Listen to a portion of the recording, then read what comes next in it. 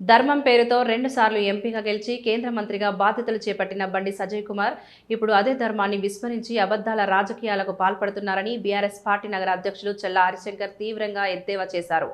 రెబల్గా పోటీ చేస్తే 15 సంవత్సరాలు సస్పెండ్ చేస్తామని హెచ్చరించిన బండి సంజయ్ గారు ఏ ధర్మం పేరుతోనో ఇప్పుడు రెబల్స్ను భారతీయ జనతా పార్టీలో చేర్చుకున్నారో ప్రజలకు సమాధానం చెప్పాలని డిమాండ్ చేశారు. మహిళల ఓట్లతో బీజేపీ 30 సీట్లు గెలుచుకున్నప్పుడు డిప్యూటీ మేయర్ పదవికి మహిళలు పనికిరారా అని ప్రశ్నించారు. బీజేపీ నుండి గెలిచిన 19 మంది మహిళా కార్పొరేటర్లలో ఒక్కరైనా అర్హురాలు కాలేదా? మహిళలకు ఆ పదవి ఇవ్వకపోవడం ధర్మం తప్పిన చర్య కాదా? వెంటనే మహిళా లోకానికి క్షమాపణ చెప్పాలని డిమాండ్ చేశారు. మాజీ మేయర్ను అవినీతిపరుడని విమర్శించిన అదే బండి సంజయ్ గారు ఇప్పుడు సునీల్ రావుని డిప్యూటీ మేయర్గా ఎలా నియమించారని ప్రశ్నించారు. ఇది రాజకీయ ద్వంద్వ వైఖరి కాదా అని నిలదీశారు. గతంలో బీఆర్ఎస్ హయాంలో 51 డివిజన్లో 16 లక్షలతో మంజూరైన పనిని తన ఘనతగా చెప్పుకోవడం సిగ్గుచేటని విమర్శించారు. ఈ ప్రెస్ మీట్లో మాజీ corporator Anup, BRS party division అధ్యక్షులు ఆర్ఏ రవిగౌడ్, చేతి చంద్రశేఖర్, బండ శ్రీకాంత్ గారు, తొంటి రాజేందర్, ఎడబోయిన శ్రీనివాసరెడ్డి గారు, Hanumalla Umashankar, BRS party youth నాయకులు సత్యనేని శ్రీనివాస్, పార్టీ నాయకులు, కార్యకర్తలు పాల్గొన్నారు.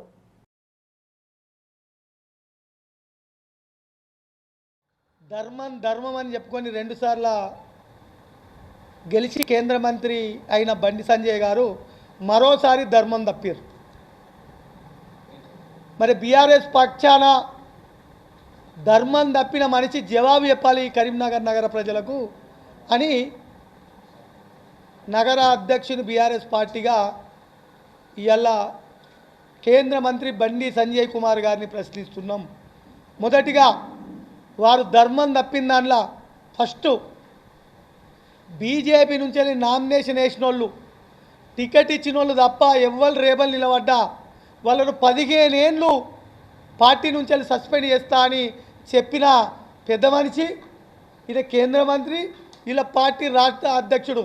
కరీంనగర్ ప్రజలకు ఏం జవాబు చెప్తారో చెప్పవలసిన అవసరం ఉంది. రేబల్స్గా నిలబడ్డా వారిని సస్పెండ్ చేస్తా అన్నారు, కానీ సస్పెండ్ చేయలే.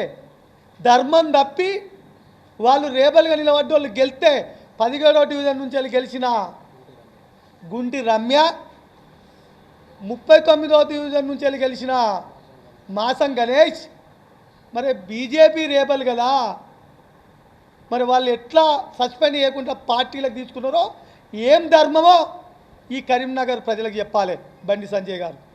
ఇంకో కార్పొరేటరు 10వ డివిజన్ కొమురే కూడా బీజేపీ కన్ను వేసుకొని బీజేపీ టికెట్ అడిగి ఆయన కూడా రేబల్ నిలబడ్డాడు కదా, ఆయనను కూడా తీసుకున్నారు. ఎందుకు 15 ఏళ్ళు సస్పెండ్ చేయలేదో మరి కరీంనగర్ ప్రజలకు జవాబు చెప్పాలి బండి సంజయ్ కుమార్ గారు.